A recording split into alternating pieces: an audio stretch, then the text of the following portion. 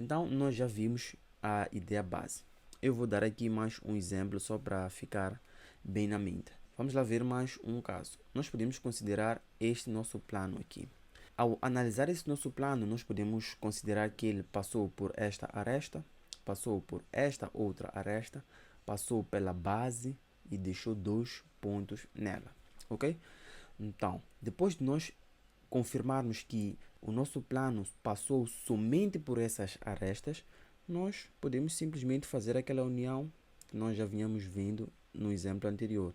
E a nossa secção ficaria esta aqui. O que eu quero que tu metas na cabeça com este exemplo?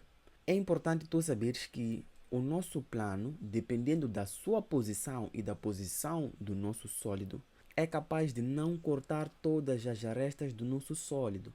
Não existe nenhuma regra que diz que o nosso plano secante obrigatoriamente tem de cortar todas as arestas do sólido. Não, isso não existe. Como é o caso deste nosso exemplo, o nosso plano secante cortou a aresta A, vamos lá, B, lá atrás C, D, V. Cortou a aresta AV, cortou a aresta AD, que é uma aresta da base, cortou a aresta BC, que também é uma aresta da base, cortou a aresta BV e mais nenhuma outra aresta.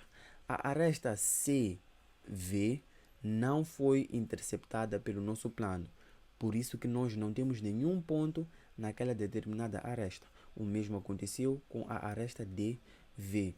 Em nenhum momento o nosso plano secante interceptou aquela aresta e por essa razão nós não temos pontos que vão fazer parte da secção nessas arestas. Então, existem situações em que o nosso plano pode passar pela base e deixar pontos nessas arestas da base, como também pode não deixar, não é obrigatório.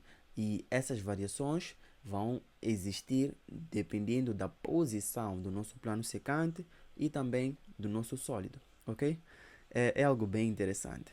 O comportamento que nós acabamos de ver aqui com as pirâmides é o mesmo comportamento que nós devemos esperar nos nossos prismas. Literalmente a mesma coisa. Nós vamos ter planos a interceptarem as arestas do nosso prisma. Então, temos aqui o nosso prisma. Se nós tivermos um plano que secciona este nosso prisma nesta posição, a ideia é a mesma.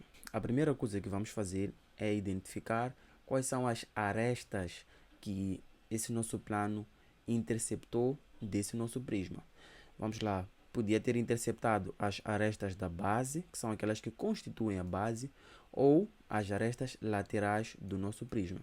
Neste caso, pela posição do nosso plano, nós podíamos ter um ponto aqui, um ponto aqui, um ponto aqui e um ponto aqui, tendo como resultante dessas interseções uma figura parecida com esta, ok?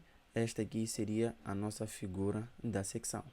Então, o que eu quero que tu metas na cabeça é exatamente isso. Em todos os casos que nós formos a ver, o primeiro passo que nós vamos dar sempre será identificar os pontos que resultaram da interseção entre o nosso sólido com o nosso plano secante.